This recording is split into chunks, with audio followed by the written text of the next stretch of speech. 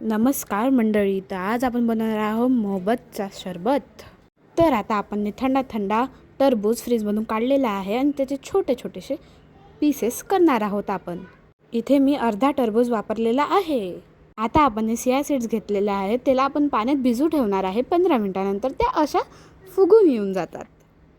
त्यानंतर कापलेला टरबूज आपण मिक्सरमध्ये टाकूया, त्याच्यामध्ये थोडीशी साखर टाकूया आणि त्याला मिक्सीमध्ये मिक्स करून घेऊया। त्यानंतर आपण एक गाळणी घेऊया, गाळणीच्या वर त्याच्या बिया राहणार आणि त्याला चांगल्याने फेटून घ्यायचे, त्याचा ज्यूस खाली येऊन जाईल। मग आपण टाकल्या बर्फ, चिरलेले टरबूज आणि जलसा पावडर मिक्स केलेला आहे दुधामध्ये, कारण की माझ्याजवळ रोब नव्हतं म्हणून मी हा ऑप्शन टाकलेला आहे।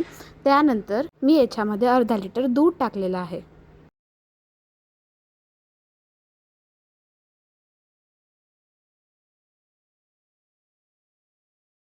आपण भिजू घातलेल्या सीड्स जे आहे ते आपल्या शरबतमध्ये मिक्स करून घेऊया।